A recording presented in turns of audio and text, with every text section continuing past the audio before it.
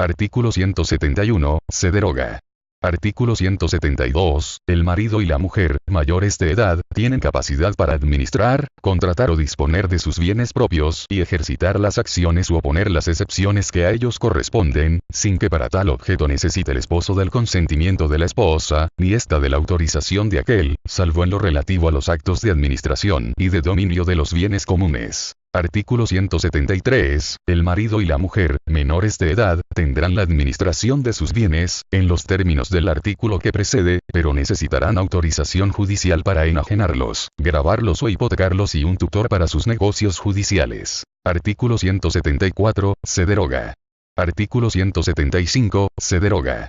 Artículo 176, el contrato de compra-venta solo puede celebrarse entre los cónyuges cuando el matrimonio esté sujeto al régimen de separación de bienes. Artículo 177, el marido y la mujer, durante el matrimonio, podrán ejercitar los derechos y acciones que tengan el uno en contra del otro, pero la prescripción entre ellos no corre mientras dure el matrimonio. Capítulo 4. Del contrato de matrimonio con relación a los bienes. Disposiciones generales. Artículo 178, el contrato de matrimonio debe celebrarse bajo el régimen de sociedad conyugal, o bajo el de separación de bienes. Artículo 179, las capitulaciones matrimoniales son los pactos que los esposos celebran para constituir la sociedad conyugal o la separación de bienes y reglamentar la administración de estos en uno y en otro caso. Artículo 180, las capitulaciones matrimoniales pueden otorgarse antes de la celebración del matrimonio o durante él, y pueden comprender no solamente los bienes de que sean dueños los esposos en el momento de hacer el pacto, sino también los que adquieran después.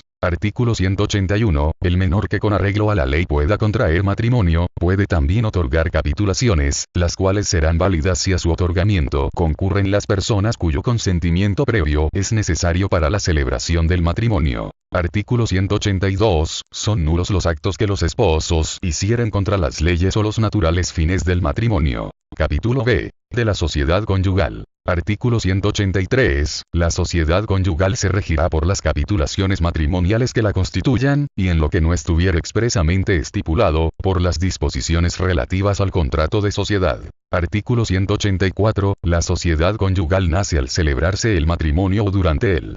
Puede comprender no solo los bienes de que sean dueños los esposos al formarla, sino también los bienes futuros que adquieran los consortes. Artículo 185, las capitulaciones matrimoniales en que se constituya la sociedad conyugal, constarán en escritura pública cuando los esposos pacten hacerse copartícipes o transferirse la propiedad de bienes que ameriten tal requisito para que la traslación sea válida. Artículo 186, en este caso, la alteración que se haga de las capitulaciones deberá también otorgarse en escritura pública, haciendo la respectiva anotación en el protocolo en que se otorgaron las primitivas capitulaciones, y en la inscripción del registro público de la propiedad.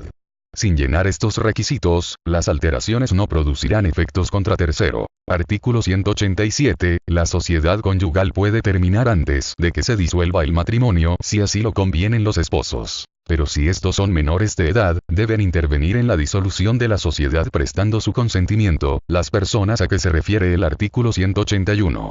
Esta misma regla se observará cuando la sociedad conyugal se modifique durante la menor edad de los consortes. Artículo 188, puede también terminar la sociedad conyugal durante el matrimonio, a petición de alguno de los cónyuges por los siguientes motivos. Y si el socio administrador, por su notoria negligencia o torpe administración, amenaza arruinar a su consocio o disminuir considerablemente los bienes comunes. Y cuando el socio administrador, sin el consentimiento expreso de su cónyuge, hace cesión de bienes pertenecientes a la sociedad conyugal, a sus acreedores. Y si el socio administrador es declarado en quiebra, o concurso. If por cualquiera otra razón que lo justifique a juicio del órgano jurisdiccional competente. Artículo 189, las capitulaciones matrimoniales en que se establezca la sociedad conyugal, deben contener, y la lista detallada de los bienes inmuebles que cada consorte lleve a la sociedad, con expresión de su valor y de los gravámenes que reporten. Y la lista especificada de los bienes muebles que cada consorte introduzca a la sociedad.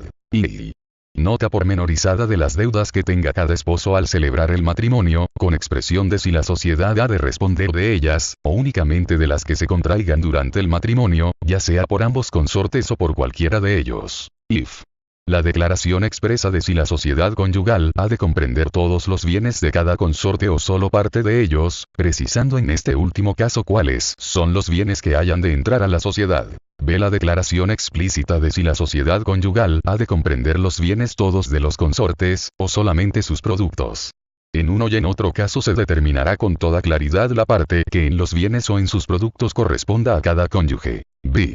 La declaración de si el producto del trabajo de cada consorte corresponde exclusivamente al que lo ejecutó, o si debe dar participación de ese producto al otro consorte y en qué proporción. B. La declaración terminante acerca de quién debe ser el administrador de la sociedad, expresándose con claridad las facultades que se le conceden. B. La declaración acerca de si los bienes futuros que adquieran los cónyuges durante el matrimonio, pertenecen exclusivamente al adquirente, o si deben repartirse entre ellos y en qué proporción. X. Las bases para liquidar la sociedad. Artículo 190. Es nula la capitulación en cuya virtud uno de los consortes haya de percibir todas las utilidades, así como la que establezca que alguno de ellos sea responsable por las pérdidas y deudas comunes en una parte que exceda a la que proporcionalmente corresponda a su capital o utilidades. Artículo 191. Cuando se establezca que uno de los consortes solo debe recibir una cantidad fija, el otro consorte o sus herederos deben pagar la suma convenida, haya o no utilidad en la sociedad. Artículo 192. Todo pacto que importe cesión de una parte de los bienes propios de cada cónyuge, será considerado como donación y quedará sujeto a lo prevenido en el capítulo 8 de este título. Artículo 193. No pueden renunciarse anticipadamente las ganancias que resulten de la sociedad conyugal. Pero disuelto el matrimonio o establecida la separación de bienes, pueden los cónyuges renunciar a las ganancias que les correspondan. Artículo 194. El dominio de los bienes comunes reside en ambos cónyuges mientras subsista la sociedad conyugal.